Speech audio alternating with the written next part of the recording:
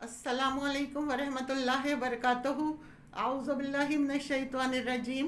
बिस्मिल्लाहिर्रहमानिर्रहीम। रब्बि इश्रह ली सदरी व यस्सिर ली अमरी वहलुल उक़दतम मिन लिसानी यफ़क़हू क़ौली। रब्बि ज़िदनी इल्मा व अमला। या मुक़ल्लिबल क़ुलूबि सब्बित क़ल्बी अला दीनिक।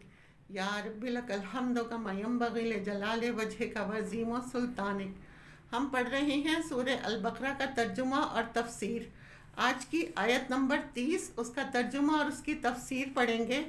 व इज़ क़ाला रब्बुका, और वो वक्त याद करो जब तेरे रब ने कहा था, ए मोहम्मद सल्लल्लाहु अलैहि वसल्लम, आपके रब ने एक मौके पर क्या कहा था? लिल मलाइका, फरिश्तों से क्या कहा था? इन्नी जाइलुन फिल अर्दि खलीफा, कि मैं ज़मीन में एक जाननशीन पैदा करने वाला हूँ।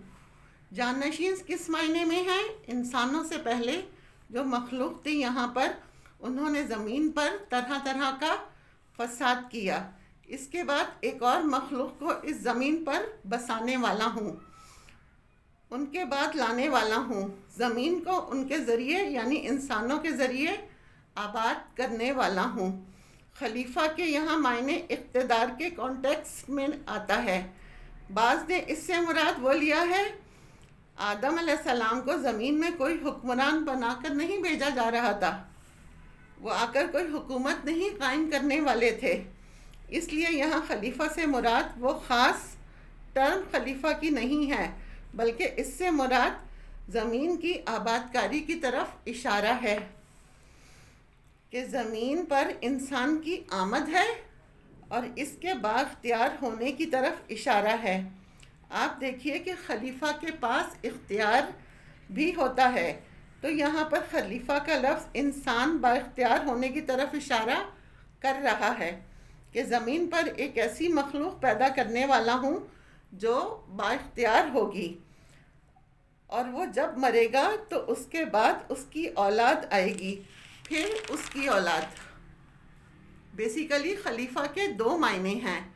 नंबर एक, आदम अलैहिस्सलाम जो जिन्नों के बाद एक नई मखलूक यानी इंसान की आबादकारी का आगाज़ करने वाले थे, और नंबर दो, दूसरे मायने में जेनरेशन यानी नस्ल।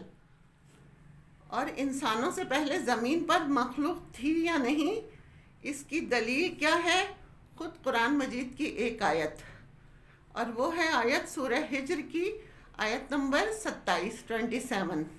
वल जान्ना खलक़नाहु मिन क़ब्ल मिन नारिस समूम, और जिन्नों को हमने इससे पहले यानी इंसान से पहले बनाया आग की लपट से।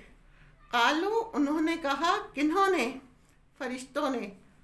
क्या कहा? अतजअलु, क्या तू बनाएगा? फ़ीहा, इसमें। किस में? ज़मीन में। मैं युफ़सिदु फ़ीहा, जो इसमें फ़साद करेगा। व यस्फ़िकु दिमाअ, और खून बहाएगा, यानी फ़साद की इंतहा हो जाएगी। सवाल ये पैदा होता है, क्या फ़रिश्तों का ये सवाल कोई एतराज़ था? नहीं, एतराज़ नहीं था। वो अल्लाह ताला की राय मालूम करना चाह रहे थे कि आप एक ऐसी मखलूक क्यों बनाने वाले हैं जो बाइख्तियार होगी और फिर अपने इख्तियार का वो नाजायज़ इस्तेमाल करेगी और ज़मीन में फसाद फैलाएगी। एक और बात यहाँ ये भी पता चलती है कि फ़रिश्ते अक्लमंद और बाशऊर मखलूक हैं, क्योंकि उनका सवाल उनके बाशऊर होने की अलामत है। और फिर अल्लाह सुब्हानहू व तआला अपने इरादे को जो फ़रिश्तों के सामने पेश कर रहे हैं, इसमें भी हमारे लिए एक सबक है। वो क्या है कि कोई काम करने से पहले दूसरों के साथ इसका ज़िक्र करना पसंदीदा है। इसका ये मतलब नहीं कि अल्लाह ताला उनसे पूछ रहे थे कि मैं बनाऊंगा कि नहीं। अल्लाह ताला अपने इरादे को ज़ाहिर कर रहे थे, और अल्लाह ताला का इरादा जानकर फ़रिश्ते मज़ीद मालूम कर रहे हैं कि आपका ये प्रोग्राम कहीं ऐसा तो नहीं ज़मीन में पहले से भी ज़्यादा ख़राबी लाने का सबब बने। क्योंकि इससे पहले जो जिन्नात थे ज़मीन पर, रिवायत में आता है, उन्होंने बहुत ज़्यादा फसाद किया اور بگاڑ پیدا کیا تھا، تو ان کو ختم کرنے کے بعد ایک اور مخلوق پر زمین پر بسانے کا ارادہ اللہ تعالیٰ نے ظاہر کیا۔ پھر فرشتوں نے مزید کہا وَنَحْنُ نُسَبِّحُ بِحَمْدِكَ، اور ہم آپ کی تعریف کر رہے ہیں آپ کی حمد کے ساتھ، یعنی خوب تعریف کر رہے ہیں۔ کون؟ فرشتے۔ اور آپ کو ہر عیب سے پاک قرار دیتے ہیں، دل سے بھی زبان سے بھی۔ وَنُقَدِّسُ لَكَ، اور آپ کے اتنے فرما بردار ہیں کہ ہمارے سارے ماحول کے اندر صرف آپ کی اطاعت ہی اطاعت ہے، کہیں کوئی نافرمانی نہیں ہے۔ قالا، اللہ تعالیٰ نے فرمایا انی اعلم، بے شک میں جانتا ہوں، ما لا تعلمون، جو تم نہیں جانتے، کہ زمین پر صرف فساد کرنے والے لوگ ہی نہیں آئیں گے، بلکہ زمین پر انبیاء، صدیقین، صالحین، شہداء بھی آئیں گے۔ بعض مرتبہ ہم کسی چیز کے ایک پہلو کو دیکھ کر اپنی رائے قائم کر لیتے ہیں۔ اگر انسان میں بہت سی خیر اور خوبی ہے، اس کے ساتھ کوئی خامی بھی ہے، تو عموماً طرز عمل کیا ہوتا ہے؟ اس کی ساری خوبیوں کو بھول کر ہم کیا کرتے ہیں؟ اس میں تو کوئی خوبی ہی نہیں، اور ایک خامی کو لے کر بیٹھ جاتے ہیں۔ انسان کو اللہ نے ارادہ اور اختیار دیا، عقل دی ہے، سمجھ دی ہے، اگرچہ اس ارادے اور اختیار کے غلط استعمال کی وجہ سے بعض اوقات انسانوں سے غلطیاں ہوتی ہیں، اور وہ غلطیاں فساد اور خون بہانے کی وجہ تک پہنچ جاتی ہیں، لیکن اس کے ساتھ ساتھ انسانوں کے اندر خیر اور بھلائی کے بھی بہت سے ایسے پہلو ہیں جو نہ فرشتوں کے اندر ہیں اور نہ جنات کے اندر، صرف انسانوں کے ہی اندر ہیں۔ جو کچھ اللہ کی تخلیق کے اندر غور و فکر انسانوں نے کیا، وہ فرشتوں اور جنات نے نہیں کیا۔ اور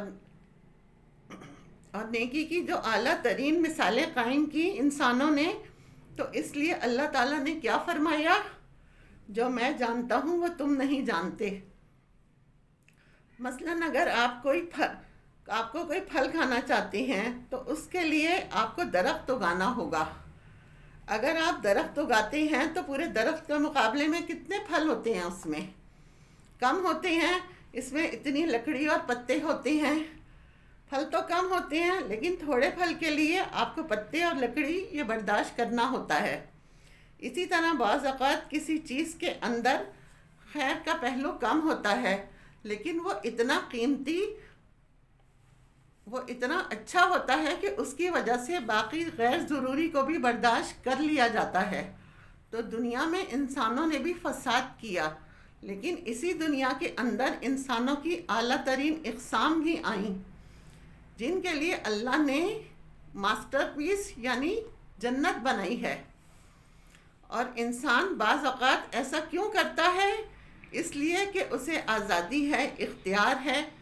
مثلاً یہ کہیں کہ فرشتے بہت نیک ہیں، تو اس میں کوئی کمال کی بات نہیں ہے، وہ تو غلط کام کر ہی نہیں سکتے، ان کے خمیر میں ہی اطاعت ہے، نافرمانی نہیں ہے ان کے خمیر میں، وہ تو پیدا ہی عبادت کے لیے ہوئے ہیں، انہیں اسی کام کے لیے بنایا گیا ہے، انہیں کوئی مشکل نہیں ہے۔ مشکل کس کو ہے اچھا بننے میں؟